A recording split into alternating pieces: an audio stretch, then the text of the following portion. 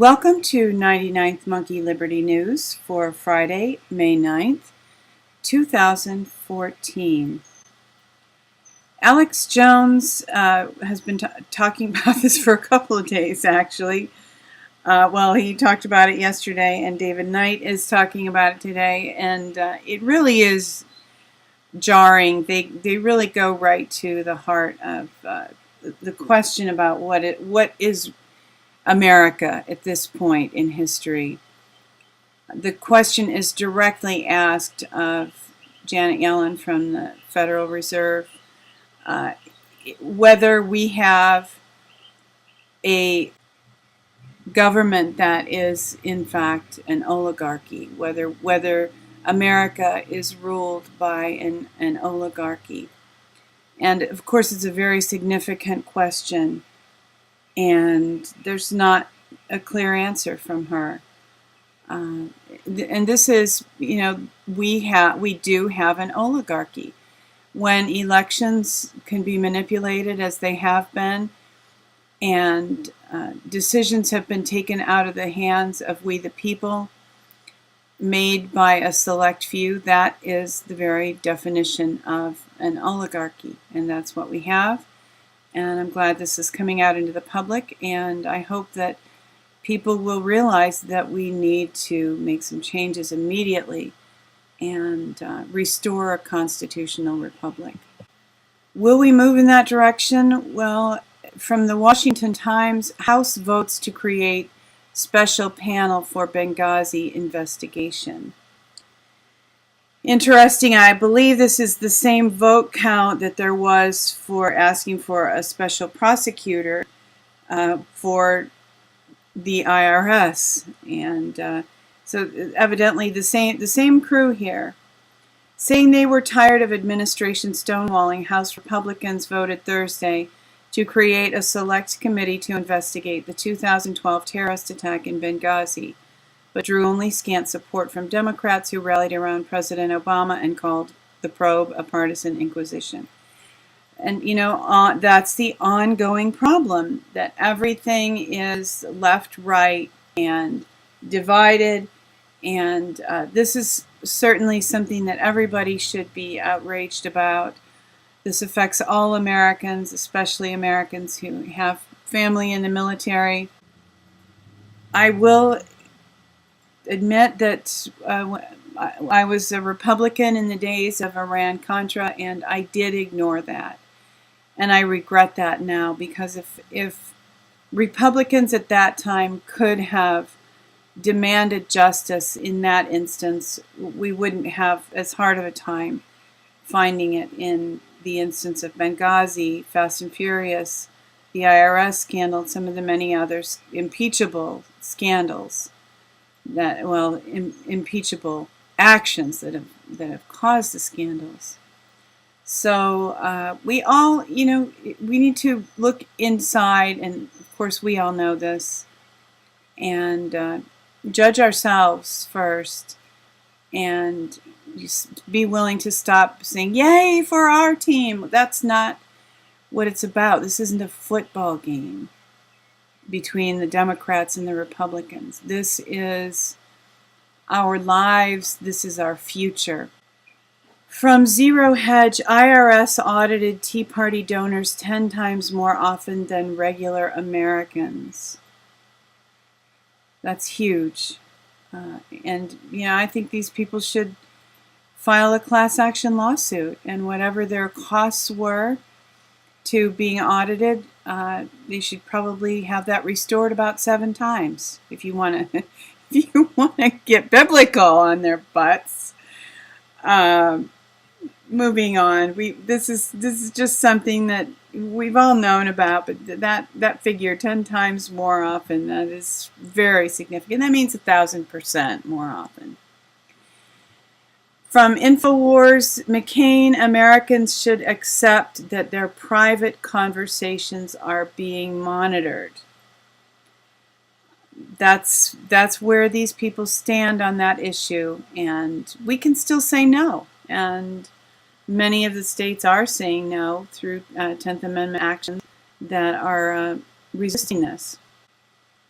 However, there are states that need to exercise not only 10th Amendment rights, but even within the context of the state, there are some serious issues. This is California.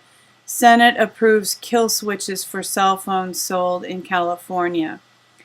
They are saying, they're presenting this as a safety measure because there's a lot of cell phone theft, and they believe that this will cut down on cell phone theft. But of course, what it will also do is give the government the capability to turn off the cell phone of someone who is recording a police altercation, a protest, whatever. And another state, it's not just California that has issues. State of Pennsylvania vacates state constitution, rule of law collapses into rule of men. And a state of Pennsylvania Supreme Court recently ruled that probable cause is all that is required to search an automobile during a traffic stop, completely ignoring the Fourth Amendment and completely ignoring Pennsylvania's own state constitution, which is even more limiting to the powers of government as in this instance than the Bill of Rights. So they have just really overstepped here. And for those who may not be aware, I believe the first American city to have I forget if it was the Masons or the Illuminati organized, was Pittsburgh. I think it was the Illuminati. So there's kind of a long history of secret societies controlling things in the state of Pennsylvania. This has been in the news for a few days, but I just thought I would mention it today. Informed comment: Condoleeza Rice, charged with war crimes at Rutgers, withdraws as commencement speaker. Rutgers historian Professor Rudy Bell argued that while it would be appropriate to have Rice on campus as part of an academic debate, she is unsuitable as a commencement speaker because of her role in an administration that launched an illegal and destructive war and practiced torture. So people are aware of some of these issues. I hope that he's pointing out that she was a part of an administration playing into the left-right game here. I hope that all of us can set that aside and recognize war crimes that have been committed by Democrats as well as war crimes that have been committed by Republicans. Until we can do that, we won't be effective in having a restoration of the rule of law and our constitutional republic. From Mercola, this is an older article, but a Facebook friend has many struggles with a child who suffers from autism, and she posted something this morning that just kind of provoked me to look up German New Medicine as it relates to autism. And I found this great article from Mercola, Don't Believe the Hype, There's Much More to Autism Than Genetics. And there are several issues here that he believes are linked to autism, whether it manifests or not. And he does have a link between your psyche and autism, and a reference to German New Medicine. And my hope is that people will become more aware of German New Medicine. I believe it has really tremendous potential to help in bringing about healing and even just restoration of our own souls and spirits. We've all experienced some trauma, and I think we can all afford to take some time to reflect and get some inner healing, and then move on and do great things. This also is not a new article. This is from the middle of April, but Ronnie Cummins and Stan Cox require labels on GM foods. And I have mentioned the fact that there is a bill that has been introduced to block the effects of state laws that would require GMO labeling.